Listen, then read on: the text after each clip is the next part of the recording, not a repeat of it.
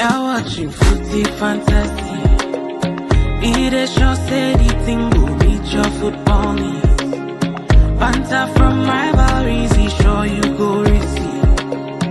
From EPL to Champions League, your eyes go see. It's Footy Fantasy. You're watching Footy Fantasy. Footy Fantasy. Be the show, say the thing go meet your football needs. Your football needs. Banter from rivalries, he sure you go receive. From EPL to Champions League, your eyes go see, your eyes go see. Footy Fantasy, Footy Fantasy.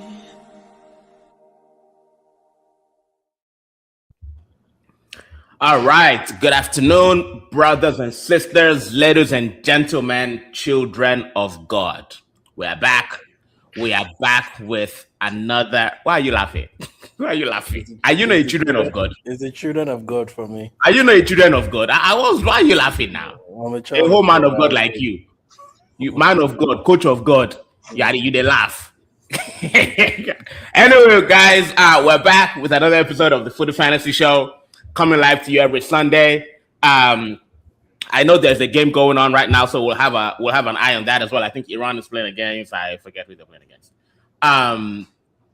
But happy Father's Day to the fathers out there and the father figures.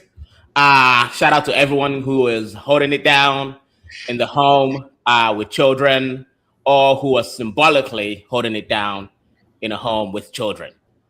I want to introduce my boy Henry, Arsenal fan, but since it's World Cup, Arsenal doesn't count anymore, at least until Premier League starts. What's going on, Henry, bro? How you doing? Thanks for having me. I appreciate it. Happy Father's Day to all dads out there. Of course. My brother Yemi, your name is literally saved on my phone as Yemi Coach. I don't know if you know that. Your name is on my phone. Your name is saved as Yemi Coach, just so you know. So, Coach Yemi, welcome. How you doing? Yemi is fine, but yeah, I'm good. Okay. Happy Father's Day. All right. Happy Father's Day. Happy Father's Day to you too. Happy Father's Day to you too. Quick housekeeping. If you're watching us and you're not subscribed yet, subscribe to the channel. Subscribe to the channel on YouTube. We're at Footy Fantasy. On Twitter, we are at Footy AD Fantasy. On IG, it is at Fantasy Footy. And if you like the theme music that just played in the intro, our boy Soji made it, and his handle is SJ Music. Let's dive straight into it. World Cup has been World Cupping, honestly. World Cup has been, in my opinion, it's been a little bit surprising, and one of the topics we're going to discuss today is which host nation between the US, Canada, and Mexico, which of those host nations have exceeded your expectations the most? And this can be whether on the pitch, off the pitch, but I'm guessing for most of us, we mostly want to talk about what's going on the pitch. But I'm going to start with you, Henry. So the US, of course, they've qualified for the round of 32. They're guaranteed to be top of their group. Mexico has also qualified to the round of 32. Canada hasn't yet, but they had an emphatic win in their second game. So in a way, all three host countries have actually been doing really well. But out of all three, which ones have you been like, wow, this is a shocker? Yeah, for me, it's going to be Canada, actually, because everyone, expects, USA and Mexico to deliver, because, for them, they've hosted major events before. It's not brand new territory or terrain for them. But Canada's, they've been surprisingly strong in terms of, and I'm saying as a host nation too, not even the football aspect too, but as a host nation, the strong football atmosphere, organization has been on point too. You can see that they have good organization energy. Vancouver in particular, has received like a lot of praise, just being a true World Cup feel for those region. Yeah. But overall, I also think from a football standpoint, I think they've also given a good account of themselves. Most likely they'll probably, as I said, make it through. I think they have 4 points now. I think they drew the first game, and then they won their last game, so they'll probably make it through. But for me, it's going to be Canada. Yeah. Yeah, I mean, what you saying? I got to give it to the United States. And the reason why I'm giving it to like this United States is not necessarily about the ball playing.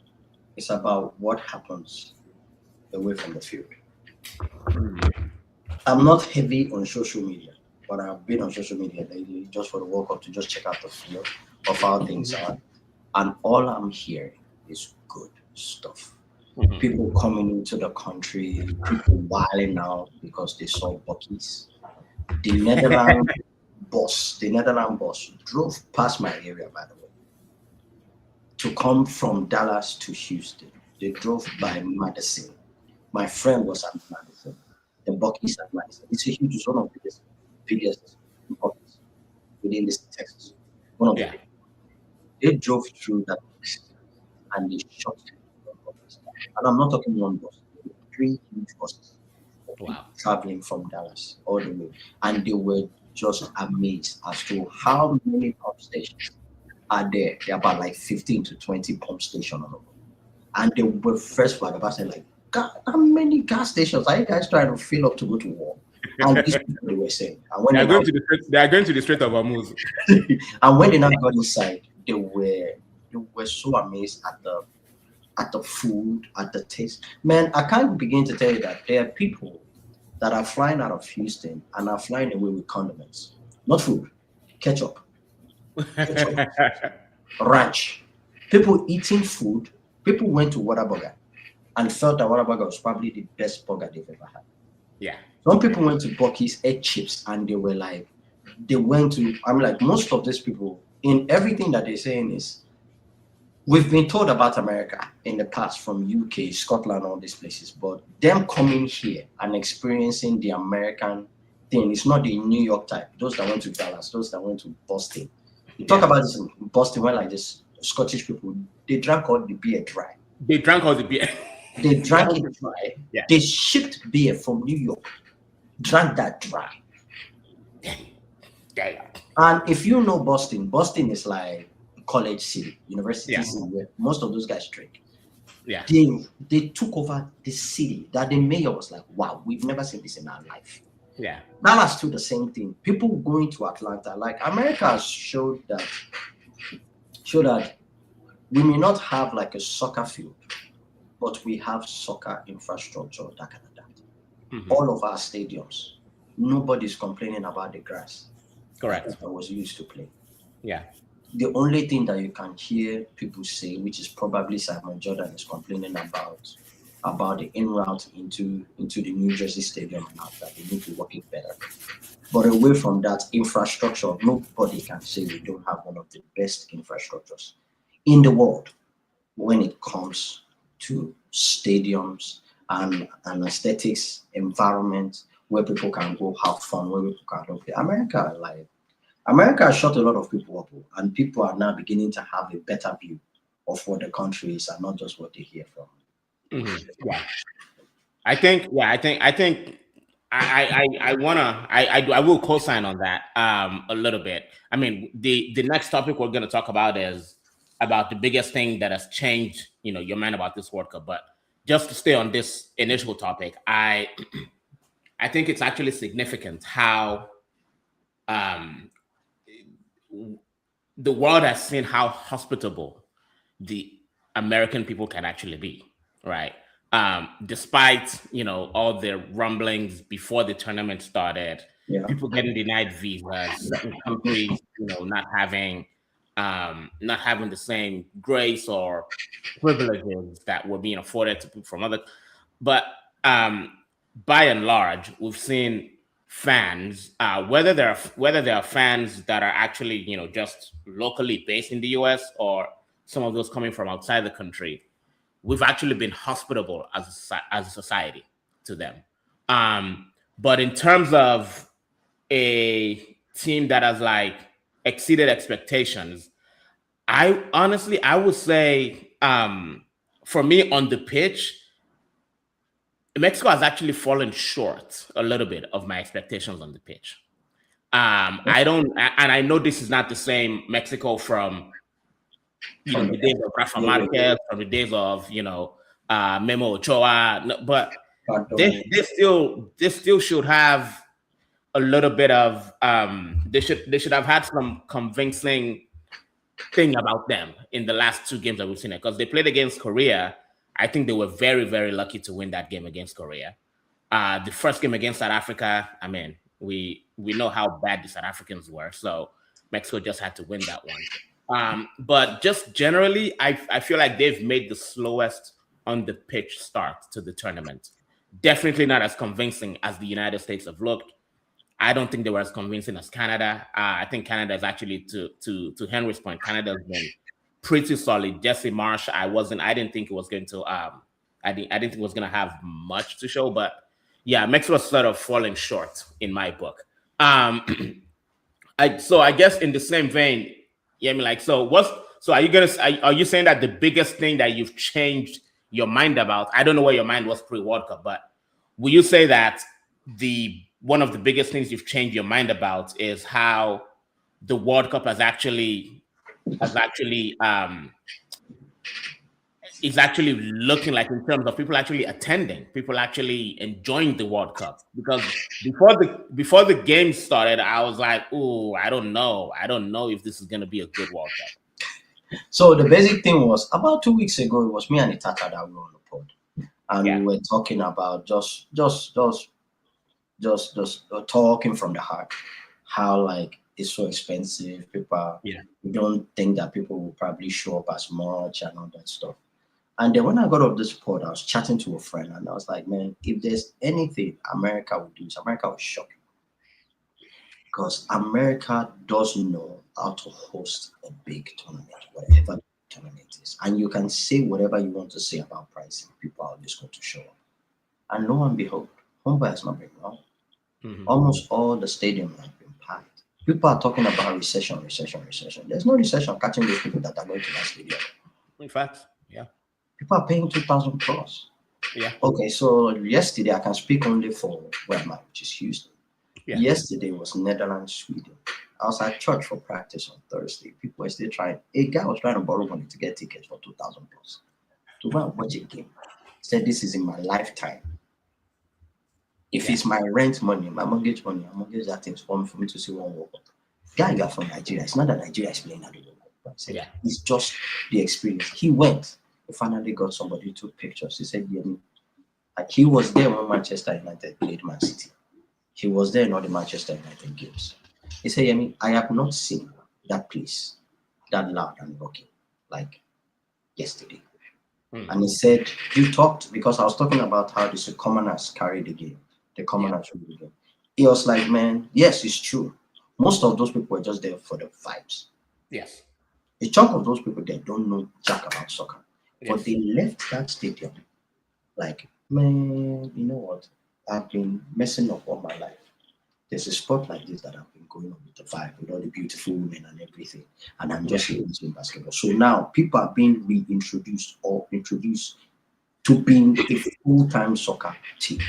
Well, like this guy was telling me that if you were in AC Milan, people now want to be fans of Manchester United, AC Milan and stuff, because they see other people wearing those jerseys and come to watch games. There are people now, like, if you come to Houston downtown, you won't know that there's anything going on. Also, there's still nothing really going on in the city. But when it's come World Cup time, you just see sea of people heading towards one direction. Where are they heading to? World Cup. Most of the stadiums have been filled. Most of it. Now, and then most of them probably have not been filled to the brim, but most of the seats are packed. New York, Atlanta, all those places are packed. So, like, and again, you have to. Even in Mexico City, Guadalajara, you know. Oh no, those places are packed. Yeah, they're packed. There are no seats in Mexico, Baba. None. Yeah. None. Canada, none. Yeah. Hockey fans are going to. There's hockey going, but there's baseball going on in baseball cities. People are not talking baseball. People are talking soccer. The only thing that trumped soccer since the time that this thing happened was the New York Knicks winning. Yeah. And immediately after the New York Knicks won, the next day, some of these New York Knicks players, next 2 days, some of them were at the stadium watching what? Soccer games. Yeah. So that's to tell you that, I've been blown away as to how me in the past thinking that this thing was going to flop. Brother, nobody's talking flop. The stadiums have been good. Stadiums have been packed. Nobody's complaining. Now, I mean, we can talk about the football. Now, you notice that everything I'm talking about is away from the game. Off the It's pitch. Yeah, just yeah, so yeah. yeah, yeah. Henry, where do you stand?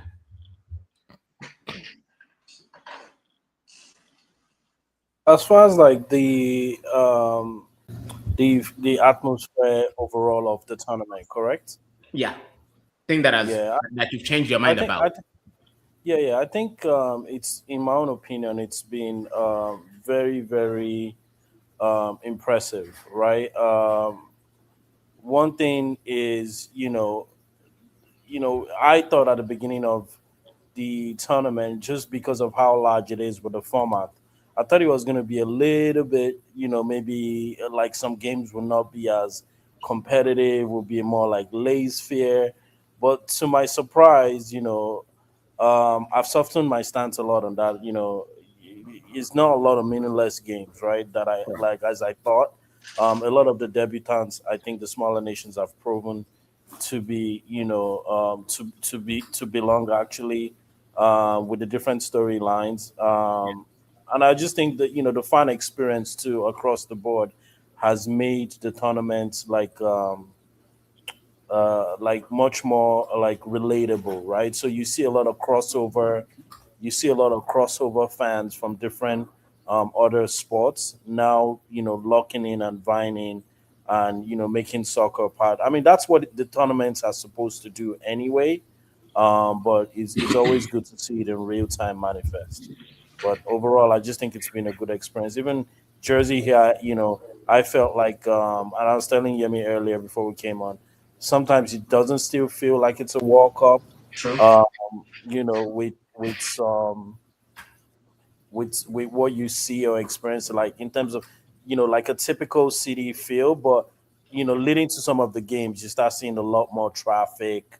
Yeah. Um, you're not able to get to certain places. Like if you mess up with like not leaving work in a timely manner, you'll be caught in the Yeah, traffic, rush hour yeah, traffic.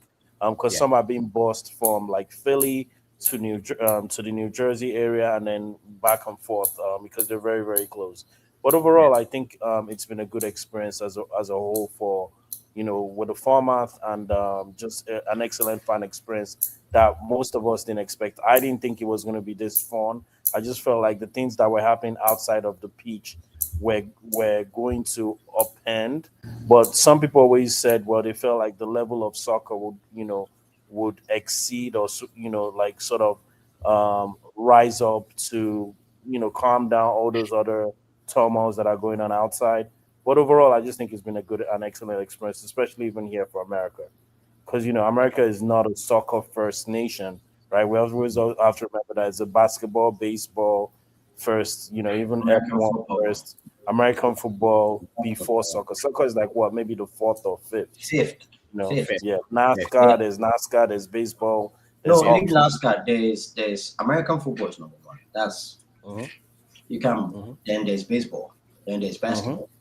Hmm. Now there's another sport. Is it NASCAR or something? I saw a rating that NASCAR is higher than soccer. Yeah, NASCAR has a It very is. huge following. It is Yeah. huge following. Huge following. Yeah, so between NASCAR and even F1, there's a strong F1 community.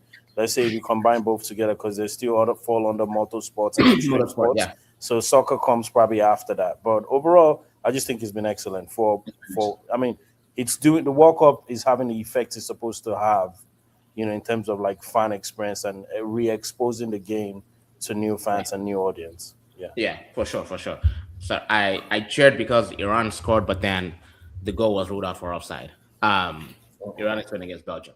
Anyway, so I do agree with that. I think what has shocked me the most is actually how, to your point, this stadium is full most of the for the most part. The stadiums are like they're full, and I think it is. Well, I'm not too surprised that it is right because unlike other countries, say other countries that have hosted like Qatar, for instance, you will find many local US fans, right? that have ancestry in, quite a few World Cup participating countries. Like, for instance, Iran. Iran has the largest, in Los Angeles. There's a huge population of like Iranian Americans, right? So I think while we don't have a lot of people coming in from outside the country to attend these World Cup games, we do have a lot of people from inside the United States traveling within the US to go watch these games, and they don't mind paying the money. The money is, I thought we would be seeing quite a lot of empty seats. We're not.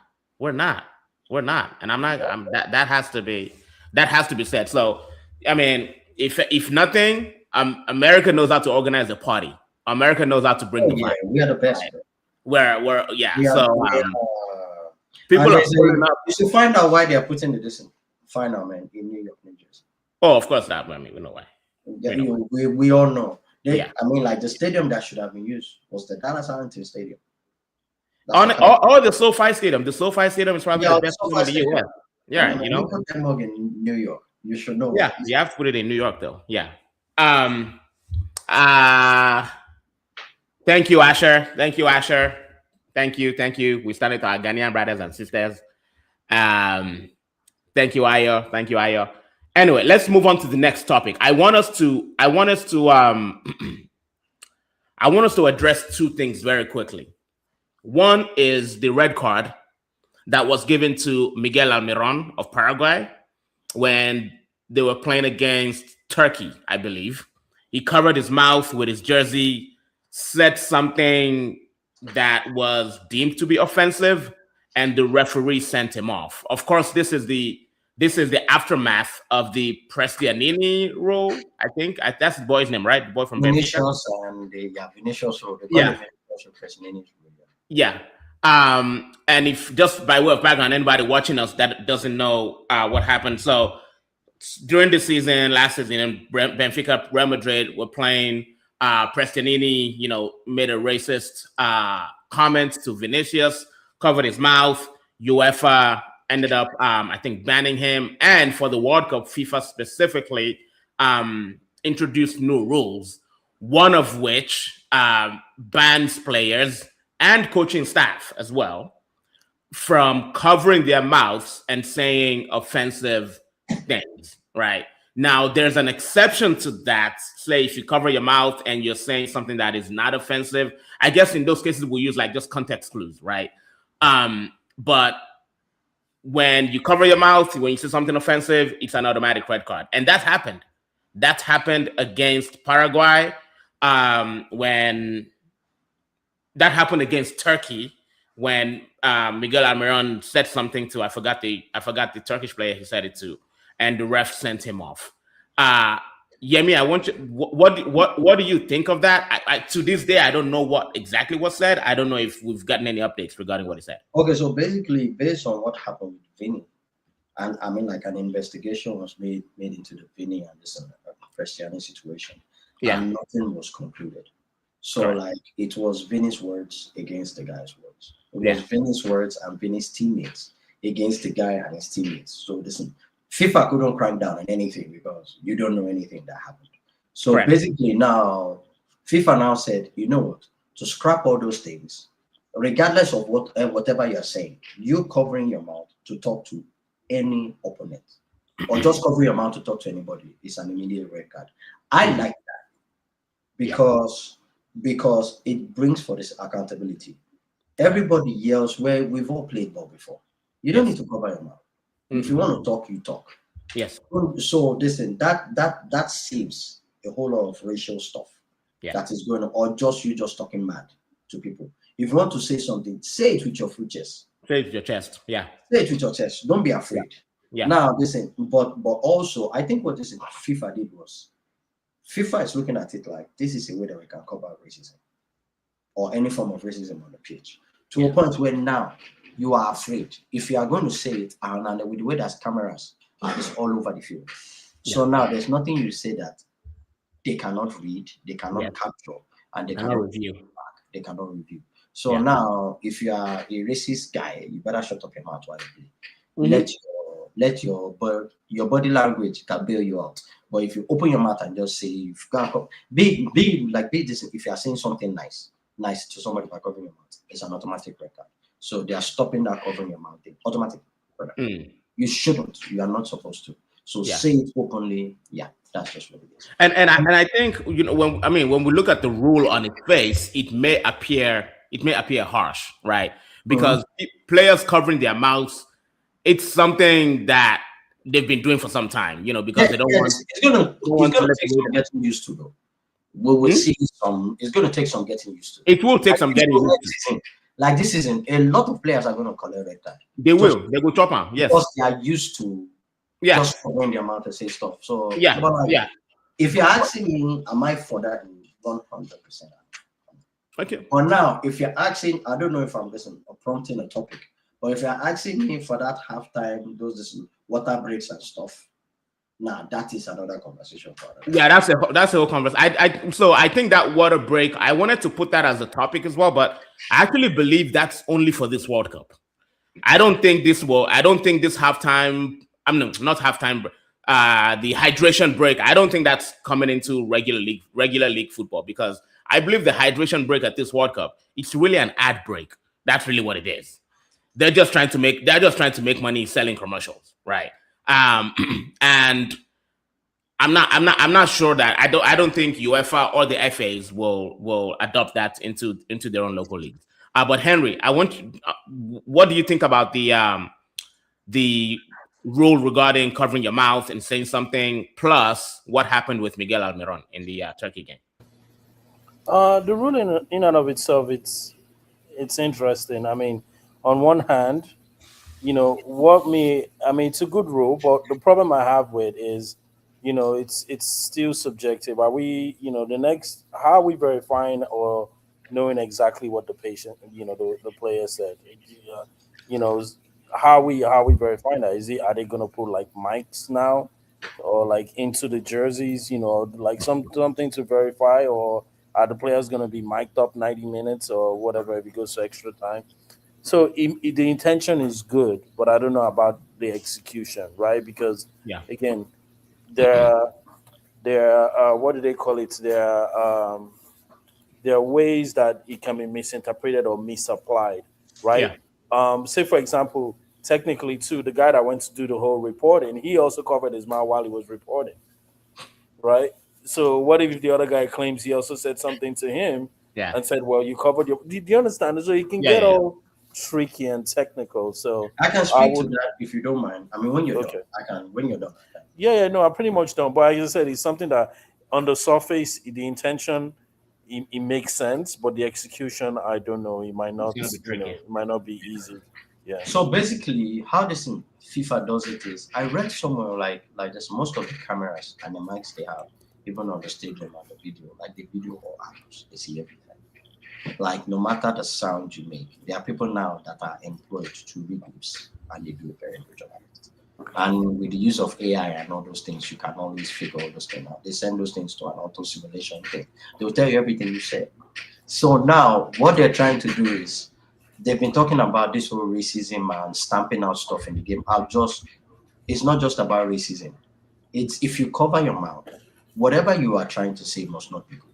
Because if you are covering your mouth, if you are not covering your mouth, what you are trying to say to a player is good. So now what they are saying is, say what you want to say. With your full chest. With your full chest. Your full chest, Do not cover your mouth. Don't hide. So now if somebody comes, because racism is a very, very big allegation. Really big allegation. It can destroy someone's career, and it mostly destroys someone's career. Like that is a Prigiani guy. He's not any popular. Everywhere that guy goes now, if he really didn't racially abuse Vinny, but that stigma will go that when you covered your mouth, you said stuff. Nobody could verify what you said. And Vinny has been complaining all this time that he has been racially abused, which is true. So now you look at that now. So now that rule is just to say, if you are going to racially, if that is how you feel, just tell us, racially abuse the person. So now that your mouth is not covered, when you say stuff, you can back it up. Whatever, and that also teaches this everybody, like, watch what you say when you're in South Africa. Correct. If you, Correct. yeah, so I don't have any problem with that. Don't cover your mouth. Even me when I'm on the field, don't cover your mouth because even me, a lot of times with the noise and everything, I can't even hear what you're saying when you're covering your mouth. So, brother, leave your jersey down. Speak. So if Yeah. I'm going to slap your face. Say it. Let me take some comments. Let me take some comments real quick. I goes because I'm driving. My hero of the week is Henry for last minute sub. Thank you, Henry. Appreciate you for coming through No last minute. problem. Asher goes, by the way, Iran just scored and it was ruled offside. Is the offside no longer arm, sleeve, or what? I think it's about any part of the body that can score. And Taremi's butt was offside. I just looked at it right now. Like when they drew the line, like he has big yash. So because the curvature of the yash was offside, then he was offside. Hey, John, I really do think you should cover your mouth when you said. Yeah, he has big. Good one. Kaiser goes, any mouth covering should be punished, even if you were singing praises, no exceptions. If mouth covering is allowed under any guise, then players will claim they didn't insult. He said, she said. Yeah. Hear that. Also wanted to talk about the new FIFA rule that that I guess like it's a tiebreaker rule instead of goal difference. Now they're looking at head to head. So if there are two teams that are tied, that are level on points, um, we no longer look at goal difference. Say one of them has zero goal difference, the other has -1. The zero goal difference team is not necessarily going through, right? They're looking at the head to head in the group between those two teams. How do we feel about that? And I will tell you how I feel. I will tell you how I feel about that because again, I'm not a I don't maybe I'm one of those that doesn't really like change too much. I just feel like it's been goals have meaning, right? Goals have always had meaning in the game. I've seen leagues won. I've lost league titles on goal difference. Like we've what you call it? Teams have qualified and gone ahead to win competitions on goal difference. All this head to head stuff, I'm not sure if I like it, but I'm gonna start with you, Henry. What do you think? We're talking about it before we a little bit before we started, but tell me what your thoughts are about Yeah, this. About this the new rule. break in tradition in tradition is interesting. I still prefer how it's always been, but I could understand why. Think about it from this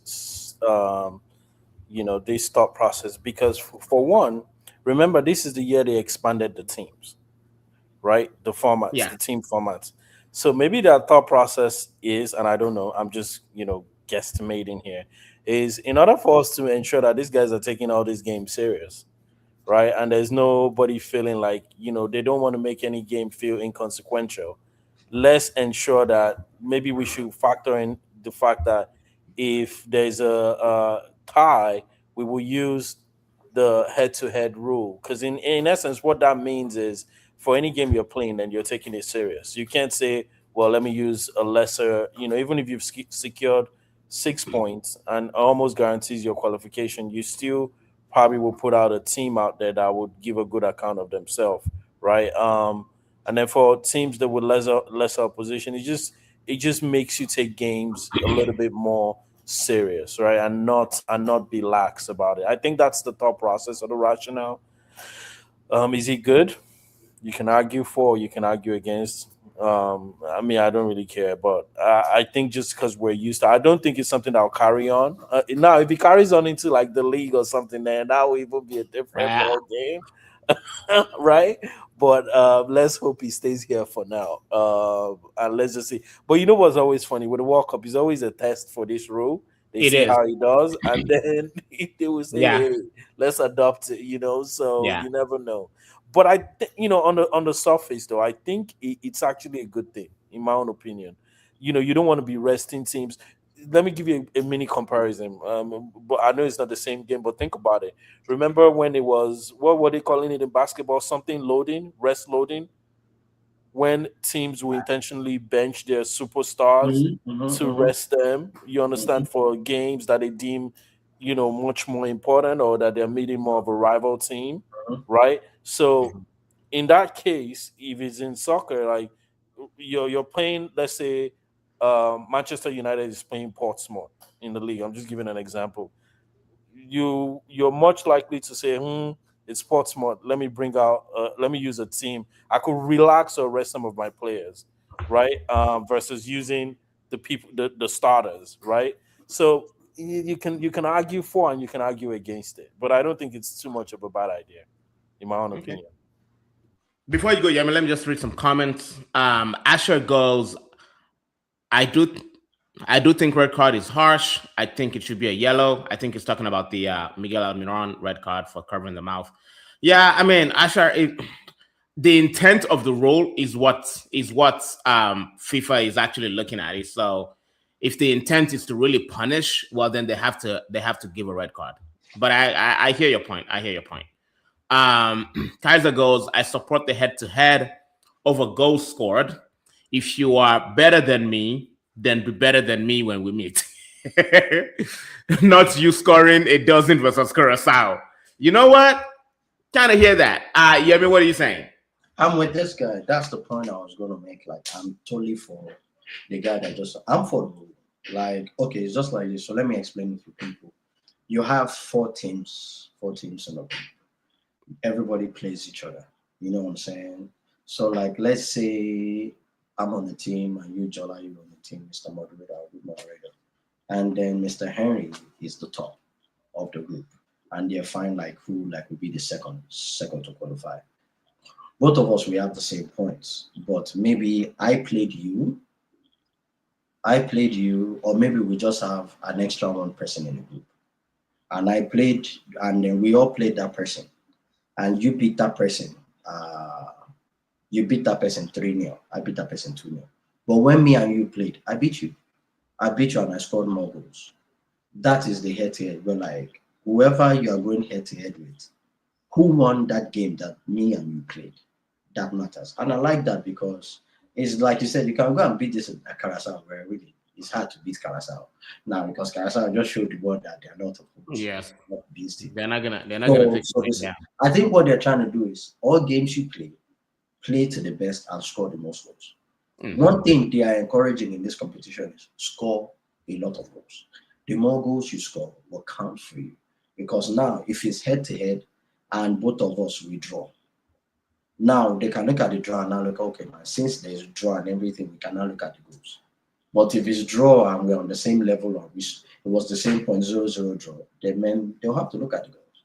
Yeah. But I really am on that thing because I don't want to lose out to you when I beat you in the group, but I have to lose out to you and you are better than me. But man, Yeah. you didn't beat me.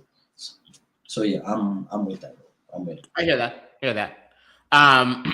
Next topic is about which team has been the most entertaining to watch, and this one is actually tough because there are some so-called minnows that have been like surprisingly good. I'm not gonna lie, I didn't expect much from Haiti, but those boys can ball. Now their final third, of course, just like any traditionally non-footballing nation, it needs. But then when it comes to like connecting passes, they can ball. I was watching Cabo Verde. Cabo Verde did not come here to complete. They didn't come here to complete the numbers. These men are here to play, right? DRC. Those man came here to play. So like, there have been so many surprises in terms of how well these teams are performing. Now, are they going to win? Are they going to, maybe not, but they will entertain you. Curacao yesterday. So anyway, I don't know. I don't know the answer to this question yet, honestly, because I can't even. There's too many teams for me to even say that one has been the most entertaining. But I'll say one that has been actually like holding it down. I'll say now Morocco held it down against Brazil, man. And Morocco held it down against Brazil. That Saibari boy forget the towel stealing and everything. Let's put that to the side. Morocco's been balling this World Cup. Saibari, that boy only knows how to score golazos. That's all he knows how to do. But yeah, tell me about what teams have like positively surprised you in terms of entertainment. So basically, I'll mention these three teams that most of you will mention, but it's not because of their wins or losses. It's just the type of football I like to see and what they produce. Saudi Arabia, Korea, and Japan. Ooh. Korea. Now, the first game I saw from Saudi Arabia, bro, it was at night. I sent my kids to bed. I was like, I brought coffee, I brought drink. I was messaging in the group. I'm like, who are these people? Triangle passes the yes. It's like how you want to watch football. I'm looking at that. I'm like, who has been training you? As Pep secretly be sleeping in you people's house and be training you during the summer? And then I now went back and look at their training. Man, their ball touches, they are training their kids. So like this, Japan has a 40-year developmental thing. Yeah, 30 to 40 years. Oh, okay. So man, they are right in the middle of it, whether they are gradually building a crop of players from 5, training them on how to play, and they are gradually moving them. So now they're about in their 20th year or something, and they've been yielding a lot of results. Their under 17 team is pretty good. Their under 21 team is pretty good. It's like they are harvesting. It's like the GMO of like soccer now. They are catching them young, like harvesting players. Their female team too. Oh yes, true. Female team. So they have that thing and they are going up with it. I mentioned Saudi Arabia. Saudi Arabia have always been like the Brazil of the Middle East. Of the Middle East. But I was watching them play and their touches, most especially that first game, I was seeing triangle, ping, ping, ping, ping, ping, one touch off the ball, run. The guy makes overlap, then cut the ball. If there's nothing, nobody's forcing anything. Yeah. They are just enjoying the ball being on their field, dribbling and just like, man. Then now, if you do your research, you see that most of these players that have been going there from America have been helping, or from Europe have been helping to publicize the game. So they too, they have their own program where they are now. It's like they're sending players 5 years, 6 years. They're sending them to soccer farms. They have great soccer academies. They can thank Ronaldo and all those people for that. Yeah, they have great soccer academy. They are now attracting more people now to play in the game.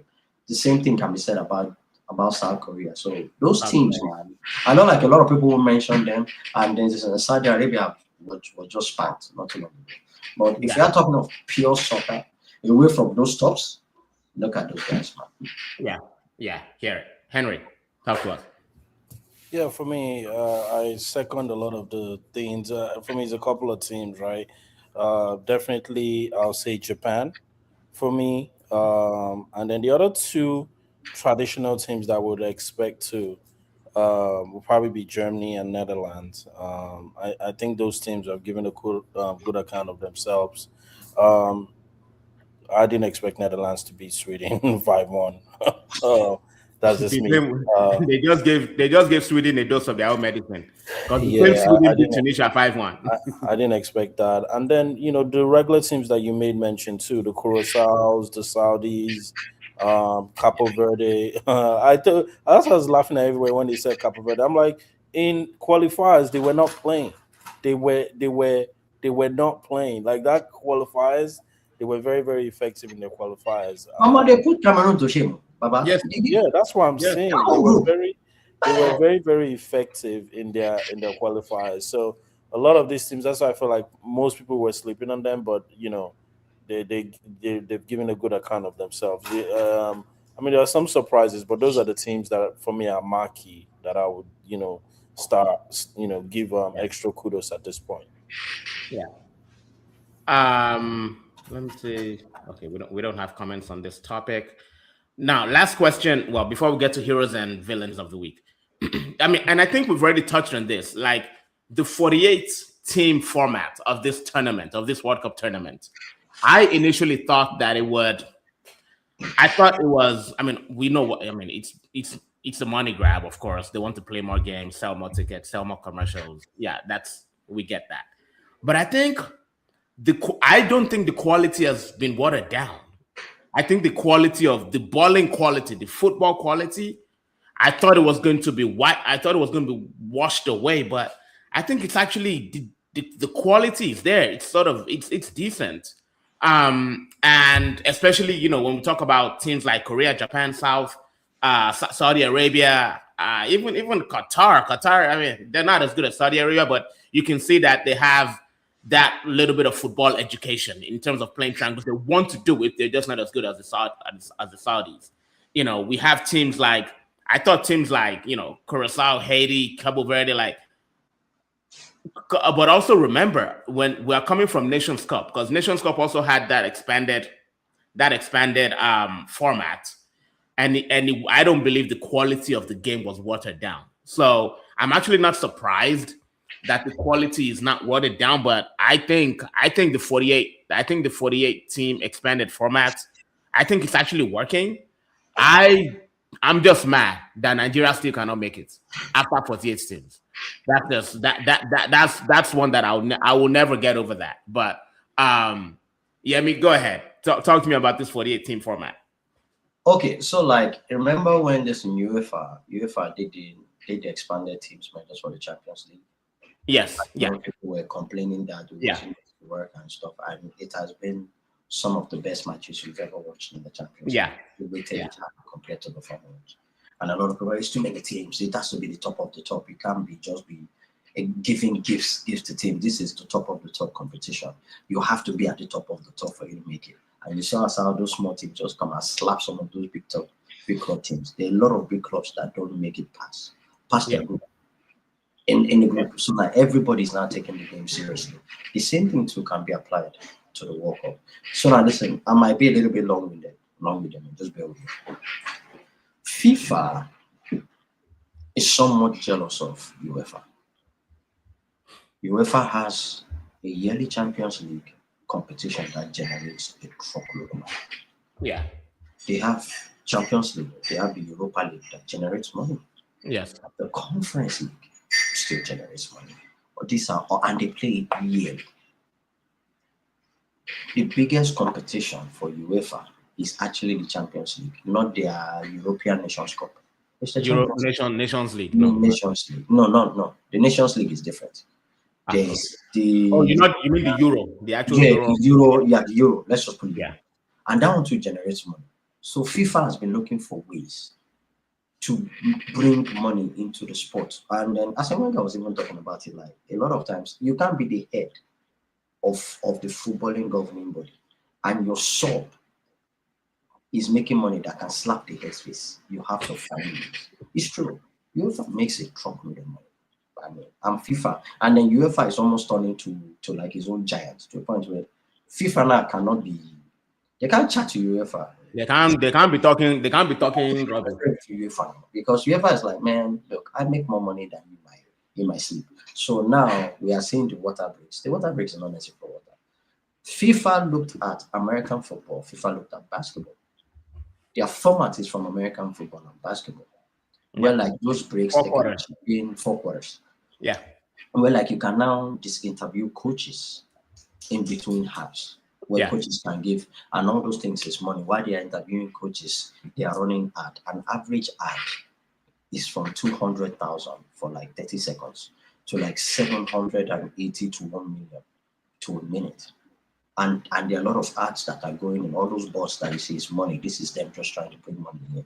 And that money, they are saying that money is supposed to help those small countries like the Haitis, the Curacao, the Cape Verdes. So a chunk of those money, they say, goes to those people to help them to develop their soccer academies. And so that's why we are saying the likes of Cape Verde. So if you are pumping money to those places, you want to see your money now in the World Cup, don't you? Yeah. You just don't pump money there and just say, okay, we are pumping money there, but we're not seeing anything.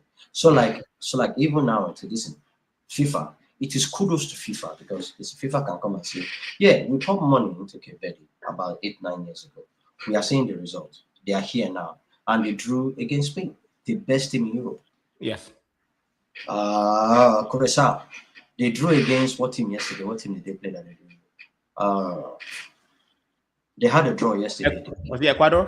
Yeah, Ecuador. Yeah, Ecuador. yeah, they drew against Ecuador, and that is kudos to FIFA. So now this expanded competition is actually working good because now all those small countries are showing up and they are being counted for.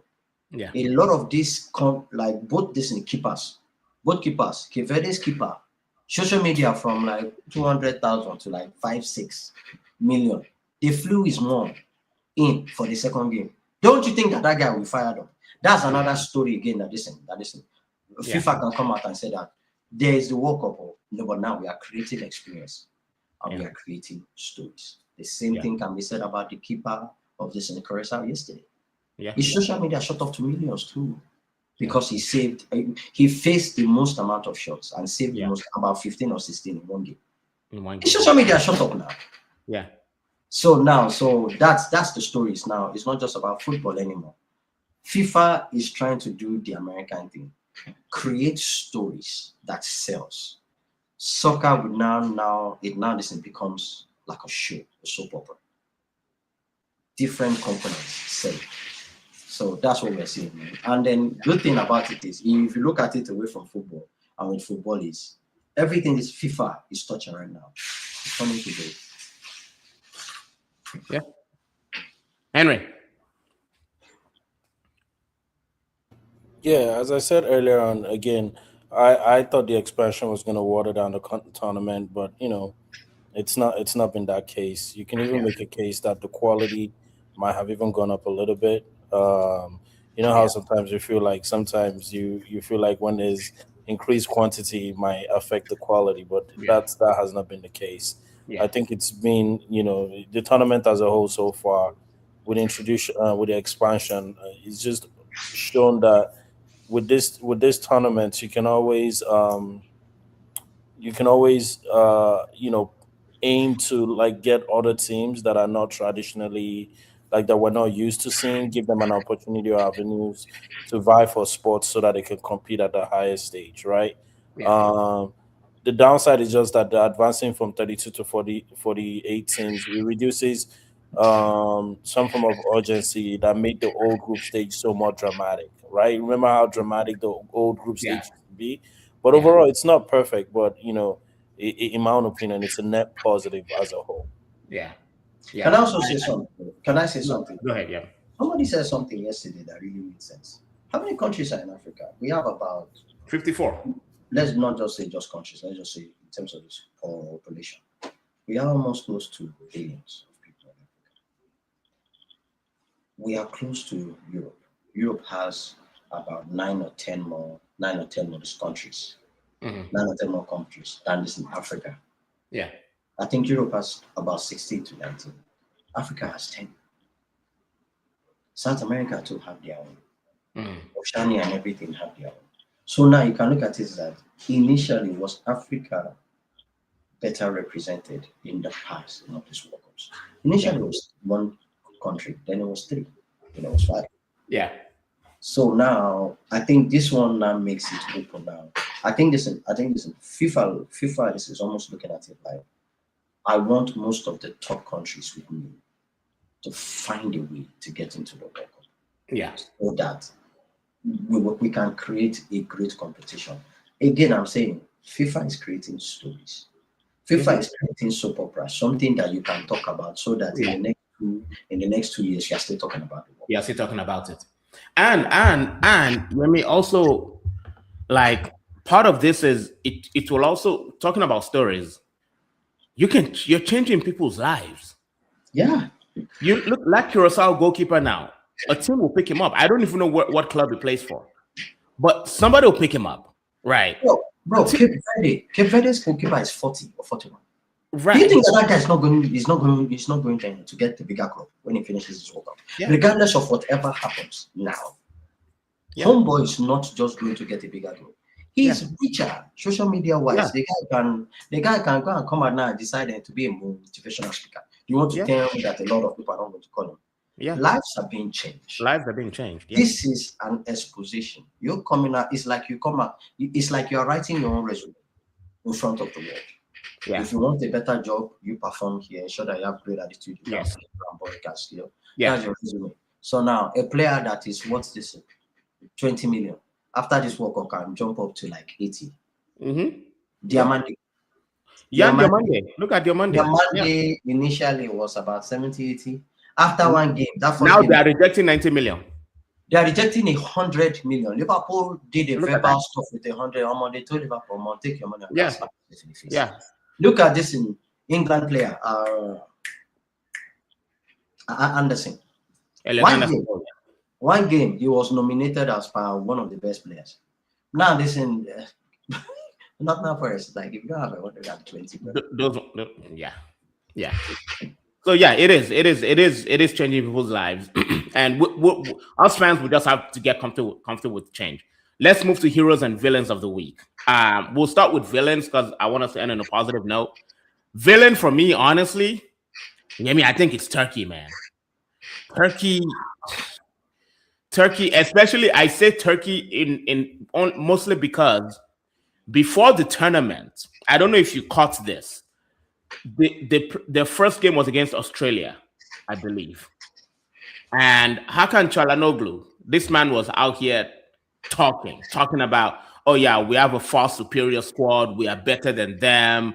There will not be an issue for us. We'll beat them comfortably. Brother, what are you saying? And then against Paraguay, 10 man. It reminded me of when Everton came to Old Trafford and they got a red card in 7 minutes and we still couldn't beat them. And Turkey has to, they need to look deep inside. And I think they've missed out on the last, was it 3 World Cups or something? If I'm not mistaken. I don't know if it's Montella or their football like infrastructure generally, but something ain't right in that country. Something ain't right. Look at it this way. You have to look at it this way. With Turkey, if you watch the game well, they lost a lot of chances. They did. They threw away. These were chances that in the group stages they scored, but they qualified through the play. I think they qualified through like the second round. Intercontinental playoffs stuff, right? I said playing like I'm watching basketball. I don't know. but like they qualified through that place. But like they do have good players. They just have not found a way to mesh all of them together. Yeah. Adagula was playing like he wanted to show the world that he ran stuff. And he just messed up because I was starting him like, this is your time to show the world that you are that player, to show Real Madrid that I'm not this. But now it's like he went to this World Cup, and now from this World Cup he'll be relegated definitely to the bench by Mourinho. Because trust me, Mourinho is watching on this game. Mourinho is watching. So like I think they just need to find a way to put all those things together, to put those skills together, to put those players together. Because a lot of times you see them play, they look like an individual type team playing. Still trying to, but like hopefully next time will be better. Mine is Tunisia. My God, how bad are they? Yeah. I mean, this is right before they went. They even sacked their coach too. Oh yeah, they sacked their coach after the first game. That guy was 4-5 months into the job. They sacked him. The next one, the man that has traveled about, the man is like walkabout for Africa. All those coaches. Every country, you don't coach every country. That guy went there and held form. It was worse than so like he held form. So this Tunisia has not represented. Listen, for you to be worse than South Africa, that's like a really, for you to be worse than South Africa, yes. Yeah, you have outdone your worstness. If there's any English like that, so yeah. Yes. Okay, so hero. Who's your hero? I think on our end, on my end, I'm sure there's many. Heroes are many, but I give it to USA. They've done on the soccer field, they've handled business. If you watch the USA play, you're now beginning to see a Pochettino sports team. Correct. Exactly. You're seeing a Pochettino sports team where like the sum of all the parts. Yeah. Pochettino has built a team where like Pochettino is the man. Yeah. It's just like what is in Tuchel now is trying to do with England. He is the man. You see that Jude Bellingham thing, all those things before the World Cup. Is to tell Jude Bellingham, Humble yourself. down. I Now, am maybe the your guy. Yeah. I am the man. Me, then Harry Kane. Do you notice that when people talk about the team, they talk about Tuchel more than Yes. they talk about Harry Kane? Yeah, correct. Intention. So that's the same thing now. So both teams, Poch, kudos to Poch, man. Kudos to Poch. 2 games, 2 wins, and they dominated both games. And you can tell that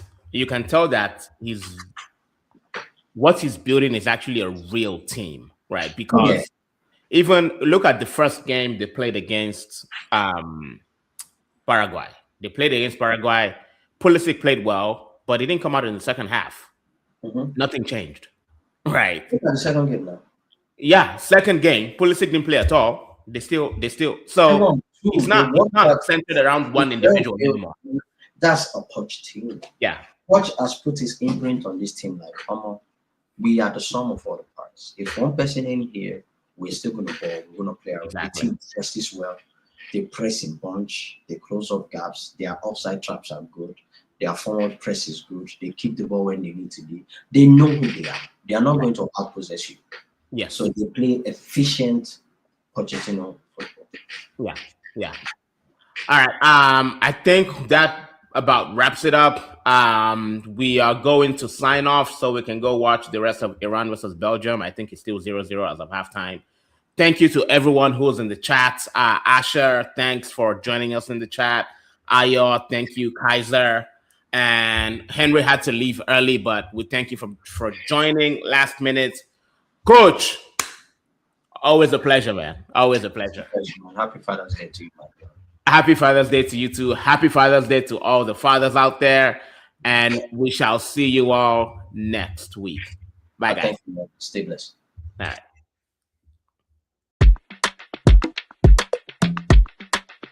You're watching Footy Fantasy. It is your steady thing, go meet your football needs. Banter from rivalries, he sure you go receive. From EPL to Champions League, your eyes go see.